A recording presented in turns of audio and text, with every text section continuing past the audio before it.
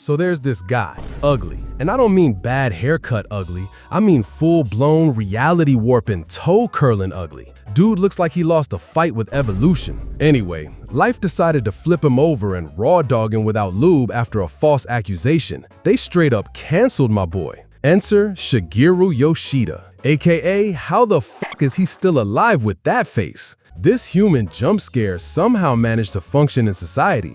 His face assaulted your vision, but damn if his sales pitch didn't seduce your wallet. But Yoshida didn't give a damn. He was out there living his best gremlin life. Until that day. That cursed cockroach-ass Tuesday. He goes out for groceries, hops on the subway, and out of nowhere this chick starts screaming that he groped her. My man, holding bags in both hands like a damn pack mule, is like, bitch, what? You think I'm out here assaulting people with what hands? My ass cheeks? But Karma, that vengeful whore, wasn't done. While backing away, he trips. Boom! And guess what was in the bags? Degenerate crap that didn't help his case. Sure, he was ugly, but nobody knew he was gross too. The cops? Oh, they didn't hesitate, threw a massive fine at him. But Yoshida? He pleads guilty. Didn't want to waste money or time fighting a battle he knew he'd lose. Because let's face it, society sees fat, ugly guy and their brains just scream pervert. Years go by, and plot twist, the girl gets arrested. Turns out her favorite hobby was falsely accusing guys who look like they've been hit by a bus full of frying pans. But surprise, surprise, she's a minor. So what does she get? A slap on the wrist. And Yoshida? Reputation still in the gutter, jobless, and treated like he just walked out of a sex offender registry. What do you do when society treats you like radioactive sewage? Easy. You become a full-time World of Warcraft player and start uploading YouTube videos no one asked for. So my man locks himself in his room, living off savings and whatever spare change his parents toss him on Sundays. Spends his days doom-scrolling Reddit, reading conspiracy crap about people vanishing or getting abducted by IKEA furniture, wishing some cosmic glitch would delete him from this bootleg Sims game we call life. Then, plot twist again, he finds this weird-ass Reddit post talking about how to travel to another world. Yeah, because that's what the mentally stable people do. Just make sure to assign your skill points properly or you'll be a level 1 dumbass in fantasy hell. Cool. Yoshida's like, this is fanfic tier bullshit written by people who still think Naruto is peak fiction. But hey, what's the worst that could happen, right? Dude already lost everything. Might as well roll the dice and see if he ends up in anime Narnia or gets possessed by a malware demon. So what does the ritual involve? You leave your laptop open on your back, stick your head out the window, arms in the air, and wait until midnight. And guess what? The shit works. I know, don't ask me how. A confirmation screen pops up. He thinks it's a virus. But since he's got the digital footprint of a raccoon in a blender, he clicks accept because YOLO. Then, boom, character creation screen. Says he'll be a 16-year-old male in the next world. Everything's locked, except appearance. And what does this goblin do? He cranks that slider all the way down to 255, like he's trying to speed run social rejection in a new dimension. Bro said, I want to look like a medieval hemorrhoid. And here's where it gets spicy. The uglier you are, the more skill points you get. Because apparently being a visual war crime is the ultimate power move. Then comes the attribute selection. Yoshida's eyes light up like a meth addict in a hardware store. This dude, this absolute fucking gremlin, decides to slap on nothing but negative traits. I don't even know if he's an idiot or some kind of 300 IQ ugly genius. Like, hear me out. He picks perks like you only earn a tiny-ass percentage of money and you lose health every goddamn second you touch a woman. Touch, not bang, just touch. A fucking handshake could kill this man. But wait, it gets better. If he ever gets under the sheets with a lady, that's it. Game over. Straight to bankruptcy and death. So homeboy dumps 100 billion points into his stats like he's some unemployed god with no girlfriend and unlimited time. Which he is. He hits accept and puke. He vanishes from Earth and wakes up in some random-ass cabin in an alternate universe. His new look? My guy is fat. Not chubby, not husky, fat. This is what 255 appearance points does to a man. Think less isekai protagonist, more I ate the protagonist and his family. In the room with him, 3 people. A pretty boy and 2 anime waifus, because, you know, fan service. It's cold, so pretty boy strips his shirt off and gives it to one of them like he's some chivalrous Final Fantasy NPC. Yoshida tries to do the same, gives his shirt to the other girl, and she looks him up and down like, nah, I'll take hypothermia instead, thanks. Pretty boy introduces himself as Seiji. He's 16. Waifu number 1, the blonde, says she's 16 too, but won't drop a name, like she's in witness protection or some shit. The other girl, Seika, is also 16. It's like the system was allergic to variety. Everyone's 16. Yoshida goes, yeah, me too, I'm 16, but bro looks like he's 55 and divorced twice.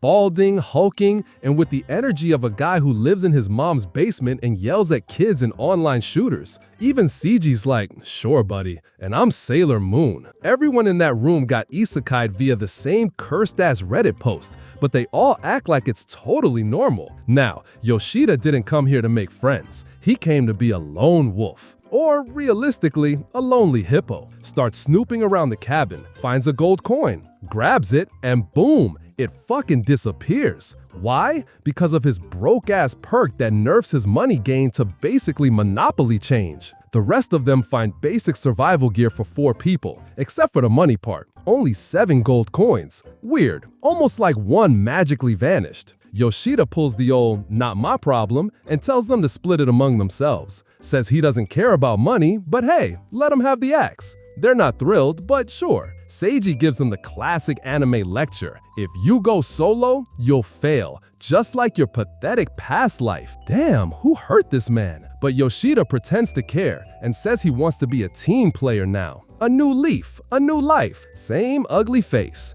So they divvy up the weapons by playing rock, paper, scissors. Yoshida loses, obviously, so he ends up with a stick. Not a sword, not a dagger, a goddamn stick. Like he's about to fight goblins and roast marshmallows at the same time. They open the door and, surprise, goblin ambush. Seiji cleaves the first one like a pro, but more start pouring in like it's Black Friday at Walmart. First combat scene kicks off. Seiji and the blonde charge in. Yoshida, he's watching from the sidelines like it's a Twitch stream. Sika, she's supposed to help with her bow, but she can't even tie the fucking string. She's fighting the equipment instead of the enemies. Then a goblin runs up and smacks Yoshida. Man gets pissed, tries to show how overpowered he is, swings that stick at the goblin's face, nothing. Goblin's like, cute try, and knees him in the goddamn kneecaps. That's when Yoshida has a flashback. He forgot to assign his points to actual combat skills. He dumped everything into dumbass special perks and left the rest blank. So now he has to fight the goblin like a regular-ass caveman. Goblin dies. XP rains down like stripper glitter. His HUD lights up, massive level gain from that stupid OP passive. Everyone else levels up too and starts spreading their points like responsible RPG characters. Yoshida watches him like, good idea, and finally uses his billion points to max out everything, and I mean everything. System freaks the hell out, his stats get bugged, and suddenly he unlocks a hidden state called Absolute. Translation, he's a fucking god now. Next goblin tries to touch him, Yoshida flicks him in the forehead and the poor bastard goes flying like Team Rocket. Just ding, boom, bye. Meanwhile, Seiji and the blonde are still in Mortal Kombat mode, while Seika over here is in a boss fight with her own bow. And spoiler alert, she's losing. She can't even tie the damn thing. So naturally, she starts crying, like full anime meltdown. Yoshida sees this mess and, surprise, feels bad for her. Because apparently, even gods have soft spots for dumbasses. But he knows she's too proud to accept help, so what does he do? Fakes a rare-ass illness. She buys it, hands him the bow, and lucky for Yoshida, this dude spent his entire shut-in life watching every tutorial on the planet, from bow tying to how to cook ramen without setting your mom's house on fire. So boom, he uses his broken-ass dexterity stat and ties that shit like it's prom night, done in a second. Seika's all impressed, starts asking if he was in the archery club, like she's suddenly interested in the oversized bald freak. She even lets him take the first shot, probably thinking he's about to legalize the whole forest. But Yoshida's panicking because if he touches a woman for too long, he starts bleeding life points like a hemophiliac in a blender. So he scrolls through his skill list and picks the one that sounds the most badass, like Dragon Slayer Flaming Asshole Arrow or some shit. He fires. Arrow goes straight to Jesus. Everyone thinks he sucks. But plot twist? That was the plan. Because up in the clouds, a fucking portal opens and Shen Long pops out. Not to grant wishes, nah. Goblins explode, and everyone's like, what the hell was that? Yoshida answers, just a little trick I picked up in archery club. Bruh, archery club had God summoning arrows? What kind of school is this? Anyway, just when they think it's over, nope, more goblins show up, like they're respawning on nightmare difficulty. Sika's finally in her element, starts firing arrows like they're on sale at Walmart. Except plot twist #2, she hits nothing, wastes the entire quiver and doesn't even scratch a toe. This chick couldn't hit water if she fell off a boat. Yoshida's like, alright, let me check my OP-ass skill list. Finds one that turns anything he touches into arrows. Yep, just casually rewriting physics. Fuck it, why not? So he walks up behind her and goes, hey, check this out. Pretty sure those are arrows, bro. She looks back, sees magically spawned arrows, and regains her will to live. Starts firing like Hawkeye on meth. This time, bullseye, baby. Goblins dropping like flies. Game over. Time to hit the nearest village and find some fantasy McDonald's. Everyone's hyped. Burgers, fries, diabetes. Except Yoshida. He's vibing in emo mode. Still on his solo player grind like this is Skyrim and he's allergic to party members. He wanders over to a fountain and starts hallucinating food. Sees a cat, brain goes, maybe I could eat it. I mean, pet it, definitely pet it. But then he realizes if that cat is a female, touching it will literally start killing him thanks to that dumbass anti-horny curse he gave himself. RIP to pussy, literally and metaphorically. Right on cue, Sika shows up, gives him a heart attack. Man slips into the fountain like a bloated Shrek. She's holding a burger, like a goddamn boss level burger, bigger than her whole torso. Says it's a thank you for helping with the bow earlier. Pure gratitude. Sweet, right? Yoshida tries to turn it down like a polite idiot. No, I can't. But his stomach's like, yes, feed me, you bald bastard. Sika insists, reminds him he's broke and useless. Eat the damn burger or starve, dumbass. So he reaches for it, but oops, his finger brushes against hers.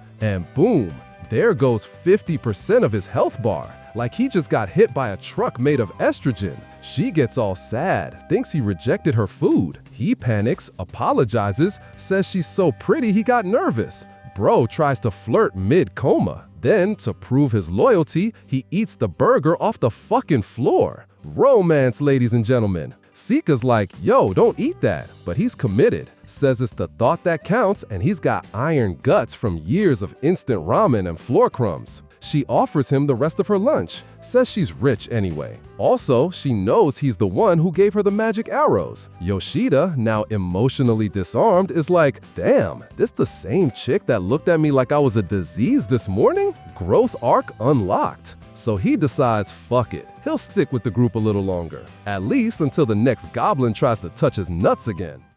So right now, Sika is buying a bunch of extra arrows like she's prepping for the Hunger Games Reloaded, just in case she runs out again. Meanwhile, our broke-ass protagonist is watching her like, damn, overkill much? She turns around and asks him if he's not gonna buy anything, only to remember mid-sentence that, oh yeah, he's broke as shit. Then these two show up to say they found an inn and they're crashing there tonight. But the protagonist says nah, he's pulling a solo mission at the local park. He tries to act all noble and refuse, but the girl pulls out her manipulative puppy eyes and gets her way. Typical. Now Yoshida, dude just discovered that as long as there's some fabric between him and a woman's skin, he doesn't take damage. Yeah, like actual RPG immunity. Sounds like bullshit? It is. But he admits it's weird as hell and moves on. Once at the end, Yoshida knows damn well he can't afford to rack up more debt. but his earning rate is 0.01%. That's not even minimum wage. That's kids selling lemonade in winter levels of broke.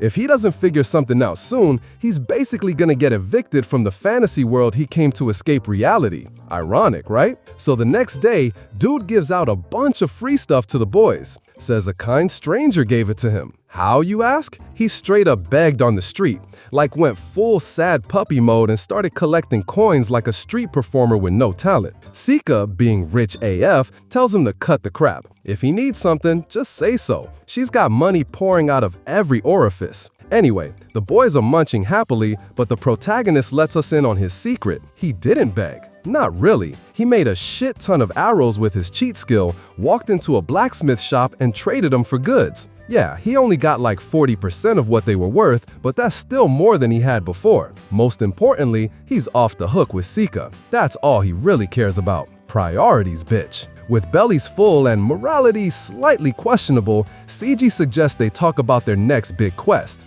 Sika wants to explore the city more, maybe buy another 1,000 arrows. But CG is like, nope, we need cash. Last mission was Monster Central, and those bastards dropped 0 loot. Lucky for them, there's a cave nearby, and today looks like a fine day to go die in it. Sika's all in, but Rizu, she's already shitting bricks. She's got the survival instincts of a squirrel in traffic. Out of nowhere, some dude shows up and says he can guide them. He also says he reincarnated into this world like them, which catches the protagonist's attention. But then the guy flinches after seeing the protag's face. Yeah, the stranger asks if they just arrived, and CG says yeah. Then the guy hits him with, "Do you even know where you are?" And nobody has a clue. So he drops the lore bomb. They're in the first cabin, which apparently means discount coupons for newbies.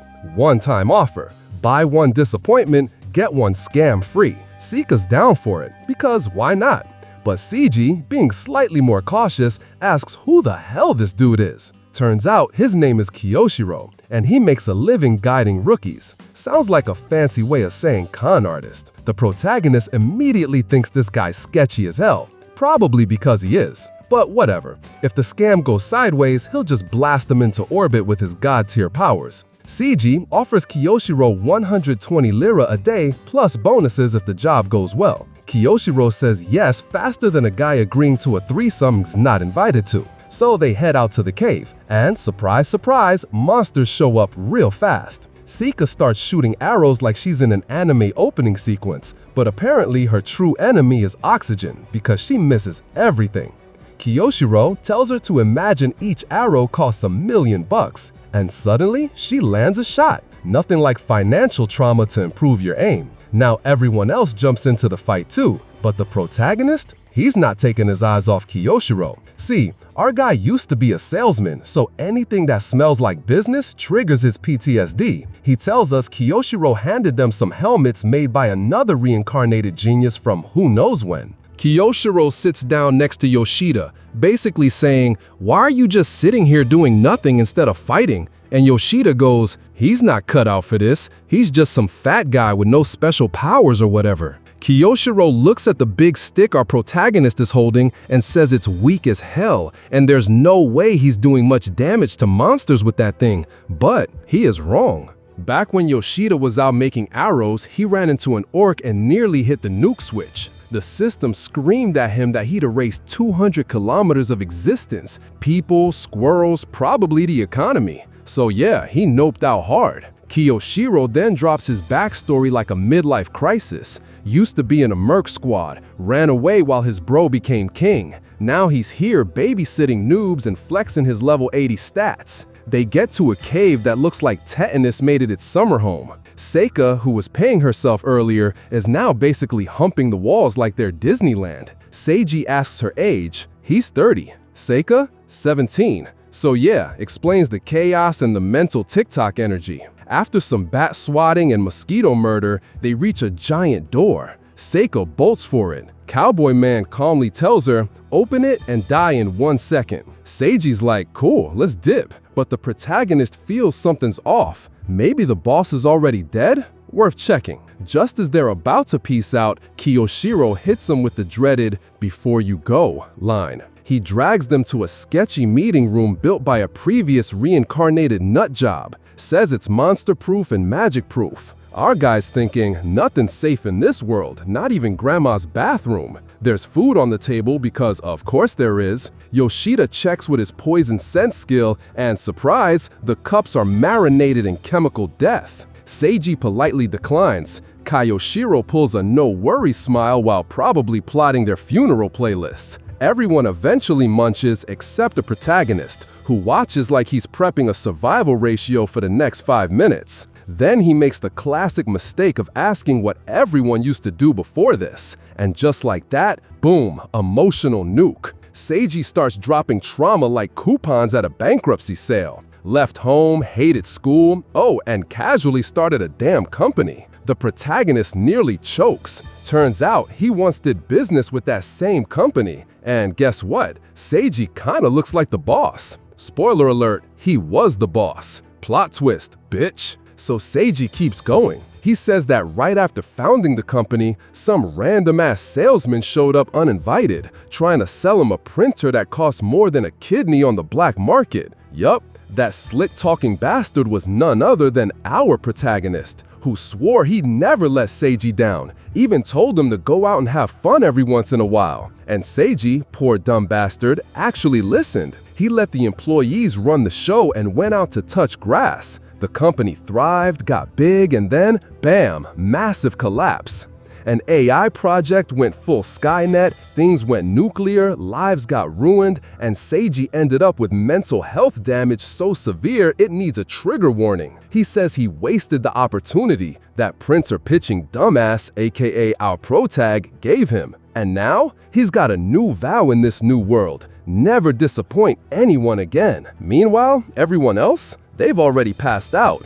Roofied, poisoned, hit by plot device? Doesn't matter, because Kayoshiro, that cowboy boot-wearing bastard, brought his crew. Bandits. Actual ones. Guess what? The protagonist is the only one still awake. But as they start handcuffing everyone, Yoshida gets some real bad flashbacks, like Vietnam-tier trauma. Not great. The goons are plotting what to do with the now captive party when Seiji suddenly wakes up and barks, "Let them go," like he's in a low-budget superhero movie. Kiyoshiro just shrugs and gives the classic villain speech. What a shame. You guys were doing so well, until you trusted a complete stranger like a bunch of idiots. The protagonist knows he has to step in, but he's sweating bullets. Because if he actually uses his cheat mode powers, there's a high chance he'll vaporize his own friends. Awkward. Seiji asks Kiyoshiro how the hell he can be this much of a dick. Like, don't you get it? Most people who reincarnate into these worlds already had broken hearts back home, and here you are kicking them off a fucking cliff. But Kiyoshiro doesn't give a shit. He's sipping villain juice like it's happy hour. Still, Seiji swears he's gonna protect his friends no matter what. That's when the protagonist pulls a move straight out of Kirby's Dreamland and just hops, like literal anime jump. He tells Seiji he'll take it from here, but Seiji's not into that solo act crap. The bandits, cocky as hell. They think they've got this. But our dude starts bouncing around the battlefield like a medicine ball on crack. He's not even using his powers. He's just throwing his own body weight around like a goddamn wrecking ball. Because if he did use his real skills, this entire cave would be just a crater with a flashback. Anyway, the fight turns into a shit show. But Seiji's had enough of this circus. He turns to the bad guys and gives them one last warning. If they don't back the hell off, he's gonna end them. And he means it. He took an oath when he got here: never betray a friend.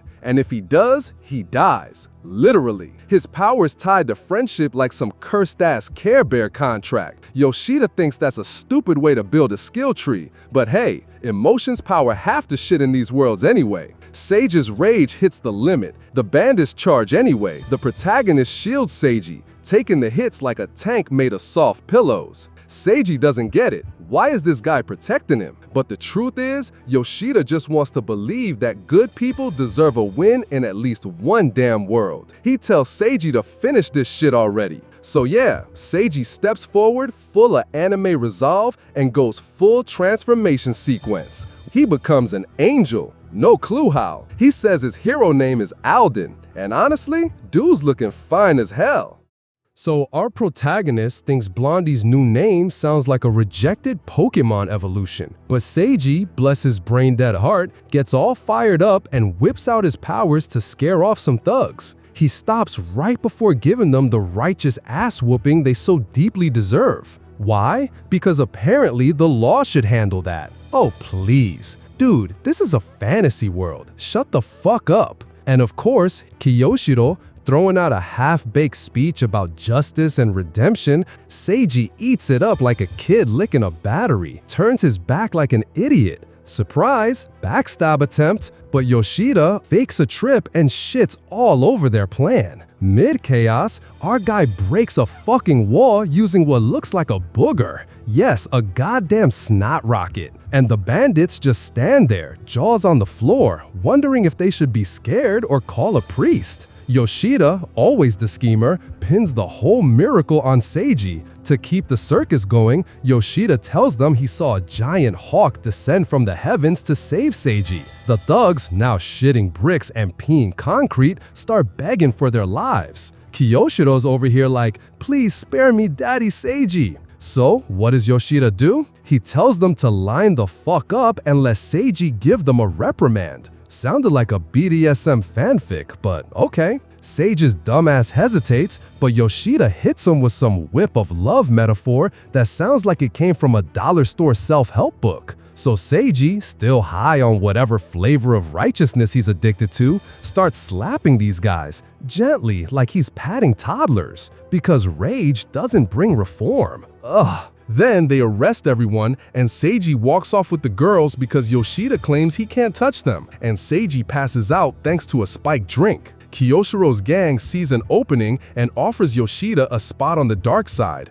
Women, money, no responsibilities. Basically, Twitch streamer heaven. Yoshida shrugs it off like it's a bad Tinder match, telling them Sage is actually stronger than him. The bad guys look at this chubby clown like he just gave up front row tickets to an orgy for a Sunday sermon, all because he wants to be a shonen manga hero. After dropping off the villains, the boys talk cash. Seiji wants to split the reward, but the girls reject it since they didn't do shit. And Seiji agrees, cause he blames himself for trusting Kiyoshiro, the human garbage fire. The girls insist Yoshida take the whole reward, but he refuses like a broke-ass monk. His earning rate? A depressing 0.01%. That's lower than his chances of getting laid, and those are already in the negatives. He even plans to leave the group after clearing his debt with Seika, handing over his money to Seiji like it's a church donation. Seiji accepts, but tries to give some of it back, only to get hit with a rejection harder than his first heartbreak.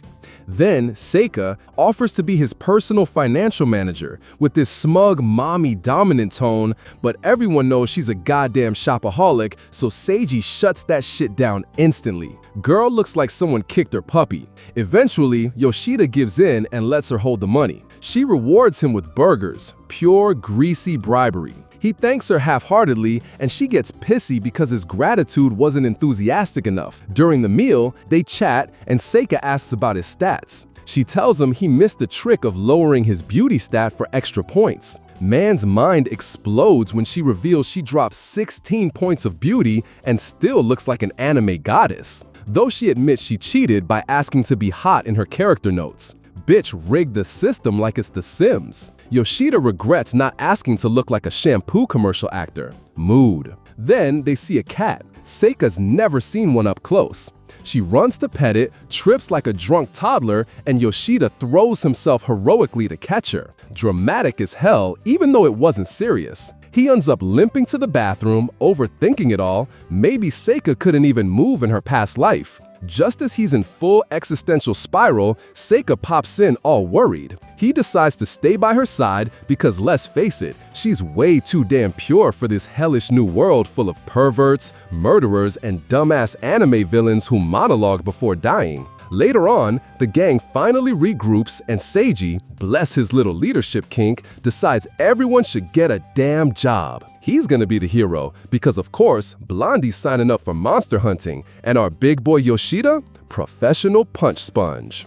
After a whole lot of back and forth, Seika chimes in with sparkles in her eyes saying she wants to be a mage, you know, because hurling death spells is just so kawaii. Roles set, party ready, they set off toward Valeria, the Vegas of this medieval fever dream. But Seiji, ever the tight-fisted tax accountant of the group, slaps down a budget, 3 liras per day. That hits Seika, our pint-sized spendaholic, right in the liver. But whatever, everyone sucks it up. Then Seika bounces over to Blondie and asks her to play jump rope. Real toddler core shit. Yoshida watches them all giddy, like a proud dad who just watched his daughter not eat glue for once. Cue flashback. Back when they hit the weapon shop, Seika wanted to buy a nunchaku like she was about to audition for a Bruce Lee tribute act. But Yoshida, having 2 neurons left in his head and one of them screaming nope, tells the vendor to just hand her a rope. That guy, for some goddamn reason, starts monologuing about how this rope is legendary among kung fu fighters and that Seika is the chosen one.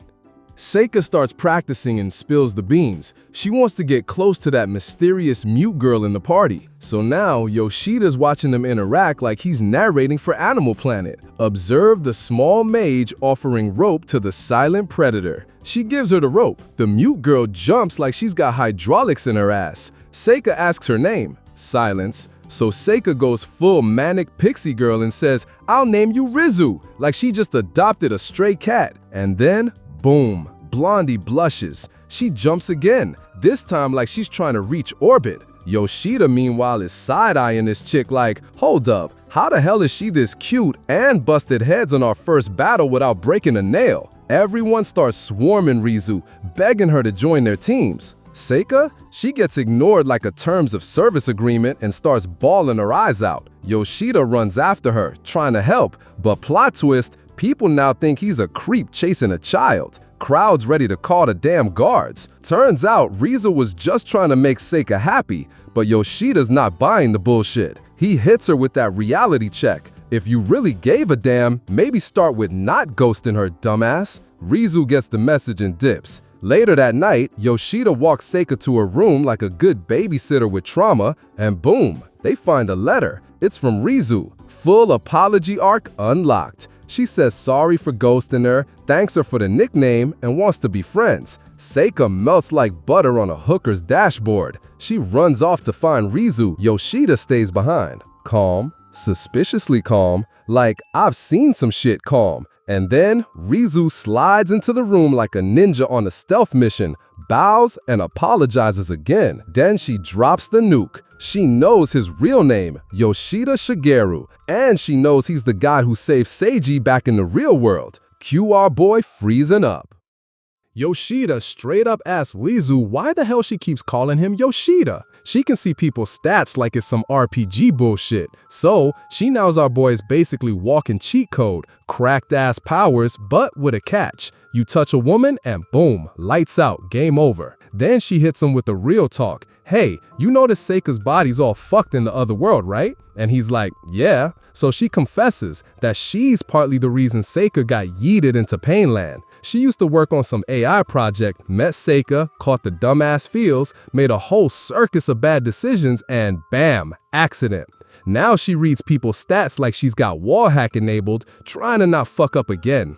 And that same cursed AI dumpster fire also ruined Seiji's life. Yeah, turns out that's her brother. But surprise, surprise, everyone's got different skins in this fantasy mess. So, Rizu was out hunting for him because bro had mentioned some dude who makes people happy, and now she wants to recruit him like it's goddamn Pokemon Go. Yoshida's not dumb. He starts thinking maybe this whole story smells like ass, but Rizu hits him with, I literally can't lie, it's my curse, which, okay, weird flex, but fine. She asks if he'll help Seika and Seiji, and he's like, sure, they seem like solid folks who don't deserve this hellspawn of a life. So, bam, party assembled. Rizu even chops off her hair for dramatic new beginning symbolism. They hit the road and shocker, giant bugs.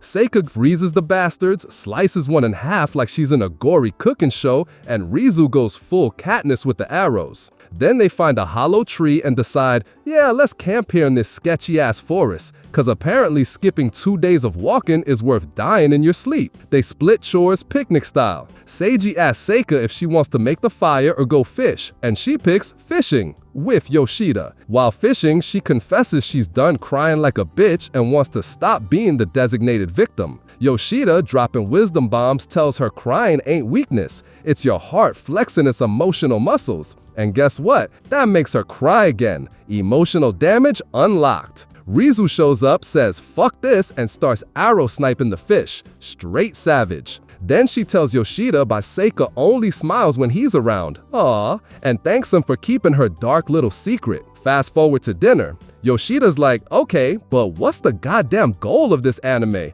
We're just vibing and eating fish. Seiji admits they're basically winging it until they hit Valeria. Everyone shrugs like, cool, guess we'll figure out the plot later.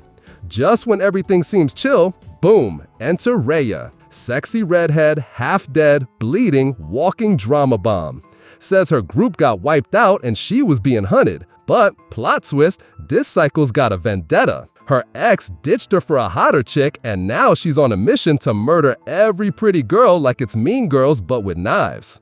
After Rhea passes out, CG sends Yoshida for water. Meanwhile, Rizu drops the tea. That bitch is dangerous. She's got skills that don't make sense, and she wants to turn Seika into sushi. Back at camp, Rhea wakes up and introduces herself. Seika, still in angel mode, feeds her because Rhea's got no hand. And if Rizu hadn't snatched away the dagger, Seika would be deader than your motivation on a Monday. Red flags all over, and everyone's on high alert except sweet, dumb Seika. Then, brilliant move incoming, Seika invites Rhea to join their journey. Because why not travel with someone who gives serial killer vibes? Rhea's all sus and quiet. And when Seika says CG's cool, trust him, Rhea acts like even a spoon is a goddamn murder weapon. Which, let's be honest, probably is in her hands. Rhea wants to take a bath at the lake and invites Seika. Rizu, being the overprotective sniper mom, is like, you touch my friend, you lose the rest of your limbs. And Seika, bless her heart, even gives Rhea her dagger back. Yoshida's panicking, but he can't exactly go peep without getting hashtag canceled, so he goes full Saitama, zooms with god-tier speed, and Seiji sees him flickering like a damn glitch in the Matrix. Yoshida's like, nope, and straight up knocks CG out with magic nap time. At the lake, Rhea doesn't bathe, just sips water and starts dishing out shade like a housewife's reunion. Then out comes the dagger. She admits she hates beautiful women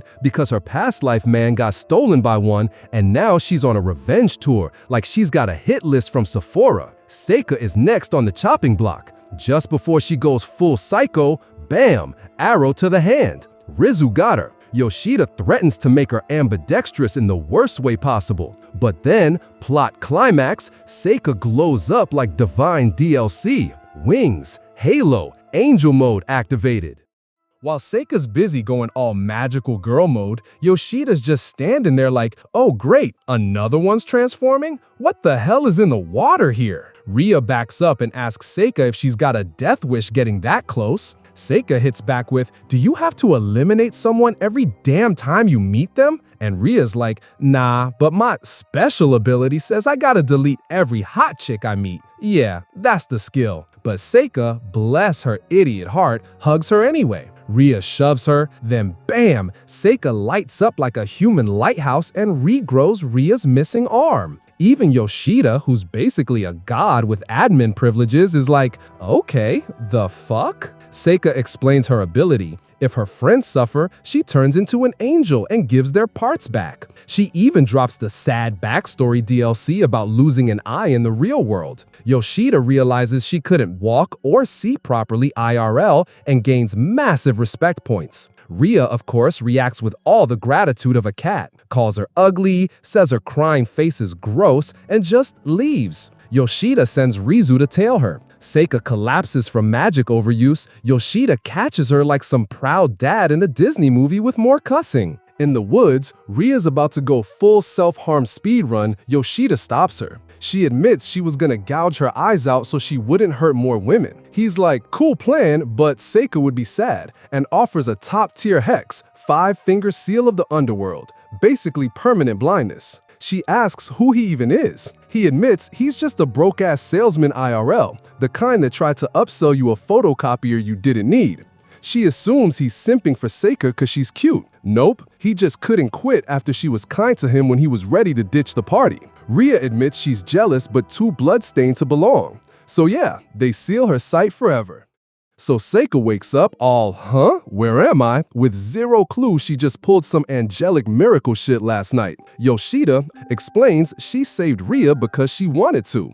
But he warns her, don't go showing off those angel powers. They're rarer than bottled water and flints, and plenty of cycles out here with user like an RPG mana battery. She asks what to do. He basically says, learn to tell good people from wolves in sheep's clothing, which is ironic because Yoshida's the type of guy who is the wolf but gives you a ride home first. She gets it, and he promises to save her no matter where she is. They seal the friendship with a handshake, which costs him like 1,000,000 HP. He takes it like a champ, probably the same way he takes bad life decisions. Next day, Yoshida tells Seiji that Rhea dipped out, left a thank you note for Seika, and promised to help if they meet again. Seiji's bummed because she was hot and actually acted like an adult.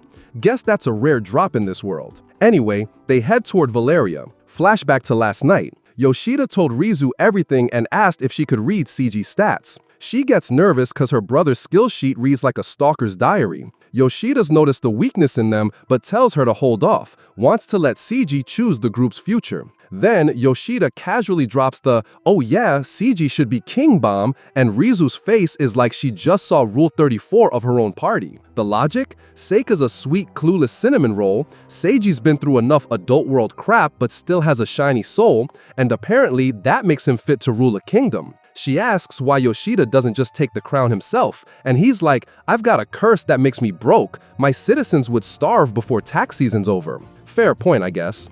Back with the gang, Yoshida's plan is simple. Let Seiji and Seika grind EXP like absolute maniacs. He secretly buffs them with crit and accuracy boosts so hard they could headshot God if he spawned in. Seika's out here murdering goblins like she's farming YouTube content. Then, Yoshida summons armored mud golems just so Seiji can have time to go magical boy mode. Seiji finally transforms, and instead of flying with those angel wings, he's just using them as decoration. Calls himself Aldine, the wandering hero, which hits Rizu with enough secondhand embarrassment to kill a man. Still, he wrecks goblins left and right until a giant golem shows up, tanks his attack, and basically says, nice cosplay, loser. Aldine gets clowned on, but swears to protect his friends and charges in again. After nuking a whole damn horde of monsters, our squad finally drags their sorry asses into Valeria. Think Vegas, but with slightly less hookers and way more child labor regulations. The city's shiny, advanced, even got a labor office, which just reminds Yoshida how pathetically boring his past life as an office drone was. Like, bro, man literally reincarnated and still can't escape HR. They drop off the beast of burden, and the shop owner straight up confuses Yoshida with the animal. Not even subtle, just, oh shit, another donkey? Seiji swears he's human, but nobody buys it. Seika goes further and says one of the critters looks like him. Yoshida, fully dead inside, thinks, yeah, cause we're both hideous. But nah, she's like, oh, it's cute. They check out the city view, all sparkly and modern. Yoshida, the eternal pessimist, is like, cool, but pretty shit doesn't pay bills. Monsters don't drop gold, just trauma. And selling arrows barely buys stale bread. He wants to support the team, but not let them turn into freeloading degenerates. Later, Seiji drops some depressing job facts. Normal work pays like 2K coins. Fucking pennies. Oh, and all those monsters they killed earlier? Yeah, no paycheck for that because it wasn't an official mission.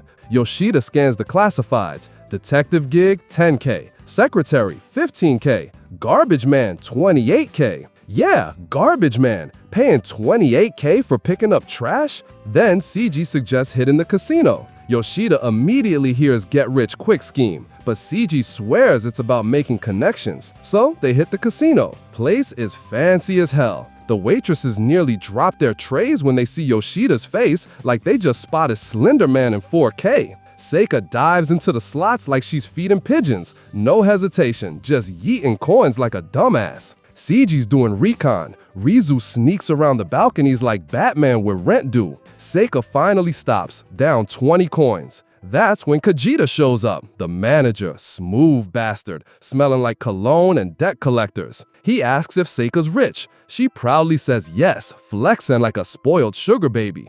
Dude gets intrigued and invites her to a private talk. Yoshida gives the nod, because of course the ugly dude's just a bodyguard. Kajita leads them to the VIP room where, in true mafia fashion, they get offered hot chocolate. Yeah, nothing says organized crime like a fucking cup of cocoa. Kajita starts buttering up Seika like she's a high-rolling billionaire, talking about how she's got the confidence of a mogul. Yoshida's immediate thought? Yeah, this guy just wants her guard down so he can rob her blind. Then the clown pulls out his big trap card, an exclusive VIP service for a small fee of 20k coins. Yoshida spots that shit from a mile away like a hawk eyeing a wounded rabbit. He tells Seika, yeah, go ahead, talk to Seiji first before you hand over your life savings to Mr. Scams-a-lot over here. Naturally, Seika, being the absolute genius she is, confirms Yoshida's also rich, though, spoiler alert, he's broke as hell. Before they leave, Kajita pulls his best don't tell anyone move and locks the door behind them like he's setting up a trap in a bad 90s thriller. Rizu, being a walking human lie detector, immediately starts reading Kajita's abilities like some goddamn horror novel. Turns out, this guy's got some freaky power. Oh, and even Yoshida, the so-called absolute god, might not even be able to handle this asshole. Later, they're back at the inn, and Seiji drops the bombshell. The most lucrative job offers all seem to be connected to Kajita and the casino. Weird, right? What's even weirder is that some poor sap who was hired as a detective assistant just vanished along with his buddy. Yoshida, no surprise here, is like, oh yeah, Kajita's probably the one who sent them straight to meet God. No mercy. Then, Rizu just casually unwraps a human finger from a cloth. Turns out, she saw some dude drop a bag while heading into the back of the casino. No biggie, just confirming that the place is way more shady than shiny. Seika, pissed off like she just found out Santa isn't real, says she's going to infiltrate. Yoshida thinks she's just throwing a tantrum, but Seiji's like, nah, she's got a point. Let's go before she does something dumb and fucks up the whole operation. So now they're all involved in this dumpster fire of a mission, and Yoshida's gotta keep everyone alive. Rizu, all kinds of freaked out, reminds Yoshida how everything seems to be bringing them together like some weird destiny shit. She mentions how her prayer in the real world might have been answered for redemption, but if shit gets real, she's the one who dragged them to hell herself. Finally, the crew rallies together and heads back to the casino. Kajita rolls up like he's got the world's biggest ego, offering Seika the chance to join his exclusive VIP games. She agrees, and Yoshida, trying not to choke on his own rage from being treated like a glorified babysitter, promises that no one will get hurt as long as he's there.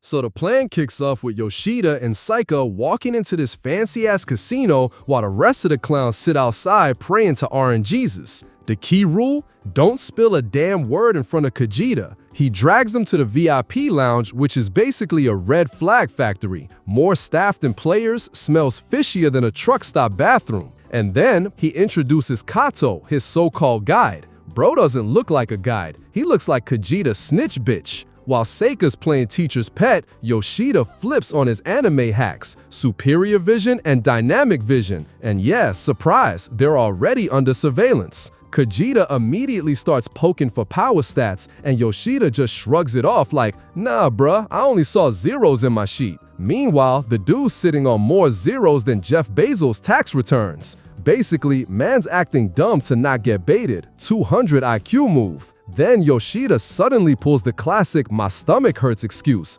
Honestly, the oldest trick in the book, but hey, works every time. And sneaks off, flexing his god mode bullshit to knock people out and even morph into a damn bat to spy around. And what does he find? Kajita, eye bags hanging down to his knees, talking to a statue like it's his dead parents. Turns out, backstory time, real estate sharks murdered his family because they wouldn't sell the house. So Buddy swore vengeance on all rich pricks. And he rebirthed in this world through some magic blue screen Windows update. Instead of therapy, he chose Messiah of Suffering as his new LinkedIn title. And right in the middle of Kajita's tragic TED Talk, Kato walks in like, boss, Seika wants to leave because this casino is boring as hell. Kajita claps back, announcing Tactic 13 is about to drop. Then, out of nowhere, dude loses his shit, mummifies one of his own men, and tells Kato if he ever lies, he's next on the mummy menu. Tactic 13, by the way,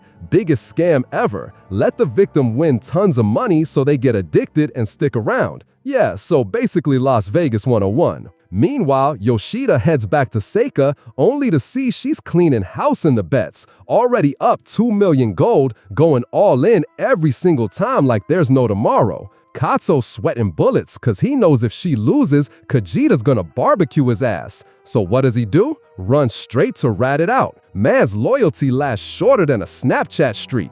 So our boy Yoshida just found a glitch in the Fing matrix. The casino money doesn't vanish like every other useless monopoly cash in this world. And guess who pops up again? Yeah, Fing Kajita, looking impressed as hell with Seika's luck. Next to him is Kato, and the circus keeps rolling, cause Kajita's like, hey, wanna see something more fun? And drags them into his VIP death circus, aka the Coliseum, where he makes monsters beat the shit out of each other for rich assholes to clap like seals. And Yoshida, he's already piecing it together like, wait a second, that shady-ass flyer about magical beast synthesis? It wasn't a job ad, it was a human trafficking catalog. Bro realizes it's a trap and now just wants to yeet himself the fuck out before he ends up as Kajita's pet chihuahua with wings. So, Yoshida pulls the classic get me out of this mess card and suggests calling Seiji. Kajita, being the gullible psycho he is, actually agrees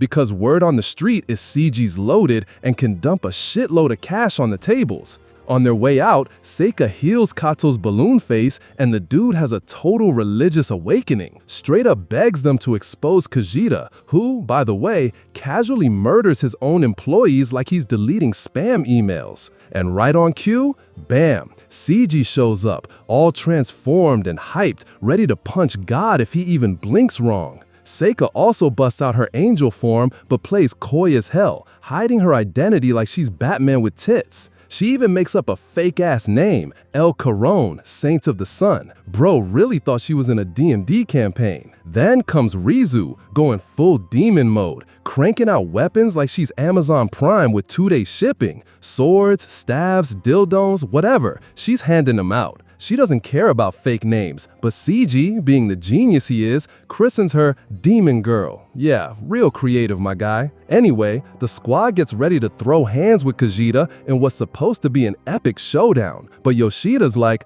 back the fuck off, this Kajita is mine. Y'all handle the monsters. Because deep down, he knows Kajita's a lost cause, a heartless, delusional sociopath. And the only way this ends is Yoshida putting him 6 feet under. Our heroes are shitting bricks, man, and for good reason. The psycho standing in front of them isn't just killing monsters, he's casually deleting his own henchmen, and the cherry on top, he steals their powers afterwards.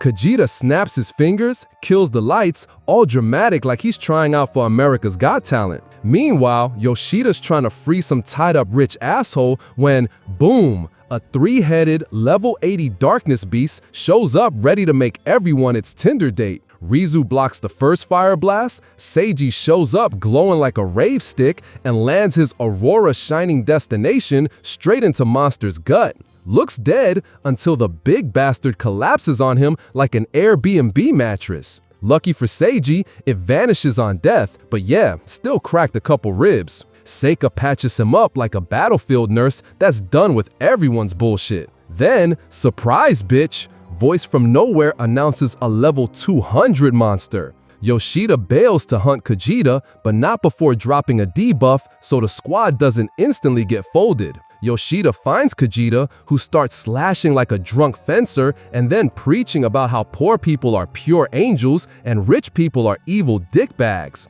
Then he flexes, I'm level 521, no army can touch me. Yoshida just looks at him like, congrats, you're still a steaming pile of shit. Kajita calls him a pig. Bad move. Yoshida takes that personally, slams him into the wall with one punch like he's throwing out last week's Chinese takeout. Clarifies, he's not a pig, he's an epic fighter, bitch. But of course, Kajita doubles down on his dumbassery, summons some god-tier Pokemon ripoff with 999 stats and everything. Scary, right? Nah. Yoshida freezes the room, slices it in half with Rizu's dagger like he's buttering toast, and that's game over. Man can't process how the hell someone can flex this much raw power. Yoshida casually drops the truth bomb. Every single one of his stats is over 5 billion. Kajita's tiny nuts couldn't take that humiliation. So, in his infinite wisdom, he charges, only to get insta-shish kebab by a random spear through the chest. Enter mysterious woman through a portal, casually telling him he's done for. And why? For screwing with casino employees. Kajita, in his dying breath, tries pulling the "I did it all for you" card. Spoiler, she doesn't give a shit. Turns out she's an absolute goddess. Kajita dies like a moron, and now her eyes are all over Yoshida. Problem? She's faster, stronger, and since Yoshida's cursed, touching her is basically microwaving yourself from the inside. She drops some lore. She and Kajita were part of Ordning Spear, a shadow government of reincarnated psychos. Her name? Karina. Absolute goddess. Bored as fuck, moonlighting as counselor, punishing losers like Kajita. Then she throws Yoshida an invite to her edgy god club since she pegs him as the same tier. But she guesses his busted powers came from sacrificing something fundamental. And yeah, she figures it out. Yoshida traded in sex. Man literally nerfed his dick for god mode stats. She laughs and christens him the ugly samurai. Savage. Still, Karina confesses she's lonely. No one sticks around her, so maybe Yoshida could be her eternal buddy. Yoshida, being the petty king he is, pretends to play along, but makes it clear. Fuck her club. His only organization is protecting his friends. That shatters her delusion. She pouts, officially declaring herself his eternal rival. Meanwhile, Kajita pulls a cockroach moment, still alive somehow, starts ranting about stealing Karina's powers. He croaks his last delusion, body turns to dust, leaving only a lonely hand on the floor. Tragic comedy. Finally, Kajita rips Karina's mask off. She's embarrassed, bolts before it gets awkward, but not without promising they'll meet again. Cue Yoshida standing there like, what the actual fuck just happened? If you somehow made it all the way to this part of the video, congrats! You've got more attention span than half the population. Drop a comment if you want the next part, and I'll pump out the next part faster than your dad bailed on your 6th birthday. Bye!